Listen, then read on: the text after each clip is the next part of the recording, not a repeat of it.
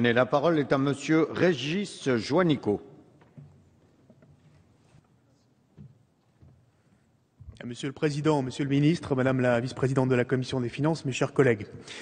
Le projet de loi de finances 2014 répond à deux grands objectifs, deux grandes priorités politiques.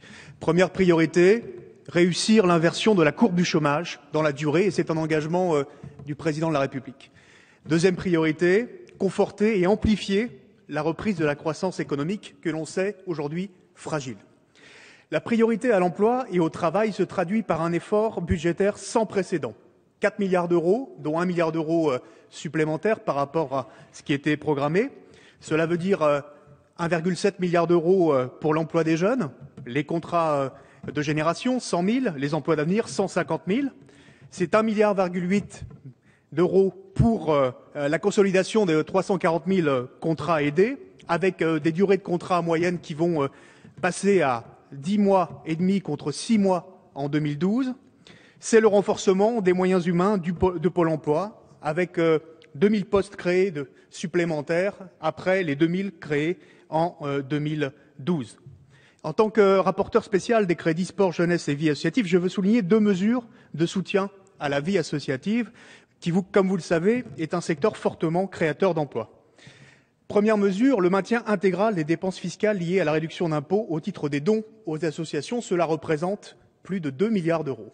Et puis, deuxième mesure, et elle est nouvelle, nous l'avons votée avec un amendement l'an dernier, c'est l'élargissement de l'abattement de la taxe sur les salaires de 6 000 à 20 000 euros pour les associations. 70% des associations employeuses ne paieront plus cette taxe sur les salaires à partir du 1er janvier 2014. Cela représente plus de 300 millions d'euros de charges financières en moins, et c'est une mesure très favorable à l'emploi associatif. Avec l'emploi, le soutien à la reprise économique est l'autre grande priorité du projet de loi de finances 2014, avec deux leviers principaux. Premier levier, la compétitivité, l'innovation des entreprises. C'est le programme d'investissement d'avenir, 12 milliards d'euros, dont 50% seront consacrés à la transition écologique. C'est les 34 plans industriels qui ont été annoncés par le ministre Arnaud Montebourg. C'est le crédit d'impôt compétitivité emploi, la banque publique d'investissement, le PEA-PME. Autant d'outils au service des PME industrielles et innovantes, favorables aux investissements sur nos territoires. Et Monsieur le ministre Bernard Cazeneuve, vous avez pu le constater lors de votre visite à Saint-Étienne le 26 septembre dernier, quand vous avez visité l'entreprise BV Sport, leader mondial des bas de contention pour les sportifs de haut niveau. J'espère ce soir que vous portez les bas de contention que nous vous avons offerts à Saint-Étienne, ce qui vous permettra de tenir pendant ce long marathon budgétaire. Compétitivité des entreprises, mais aussi soutien au pouvoir d'achat. Car sans le moteur de la consommation, il ne peut y avoir de reprise économique durable. Soutien au pouvoir d'achat par la diminution des dépenses contraintes qui pèsent lourdement sur le budget des ménages. Le logement, avec l'encadrement des loyers. L'énergie, avec les tarifs sociaux étendus à 3 millions de ménages supplémentaires pour l'électricité et le gaz. Mais aussi le plafonnement des frais bancaires. Soutien au pouvoir d'achat avec 1 milliard d'euros qui seront rendus aux Français en 2014 à travers le dégel du barème de l'impôt sur le revenu, le renforcement du mécanisme de décote, le relèvement du seuil des revenus fiscaux de référence de 4%. C'est un amendement du groupe socialiste qui sera favorable aux ménages et aux retraités les plus modestes pour éviter qu'ils rentrent dans les mécanismes de taxes d'habitation, de CSG, de redevances audiovisuelles ou de certaines taxes locales. Il faudra s'assurer, Monsieur le ministre, de l'effectivité de ces mécanismes pour que l'objectif que nous sommes fixés, c'est-à-dire 7 millions de foyers fiscaux qui voient diminuer leur impôt sur le revenu et puis 200 000 foyers fiscaux qui sortent de l'impôt sur le revenu, soit bien tenu en 2014. Soutien à l'activité, à la croissance, soutien au pouvoir d'achat des ménages. Le projet de loi de finances 2014 contient des mesures qui permettent de concilier les deux objectifs. C'est vrai de la baisse de la TVA dans le secteur du logement social. C'est vrai aussi d'une mesure que notre groupe a fait adopter sur la baisse de la TVA pour la rénovation thermique. Cela représentera 450 millions d'euros en année pleine.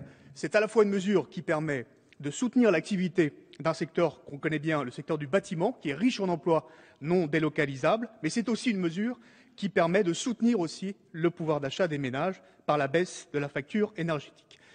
Je voudrais terminer par une remarque. Et pour conclure, en ce qui concerne la montée en charge du crédit d'impôt compétitivité emploi, je suis entièrement d'accord avec le rapporteur général Christian Eckert.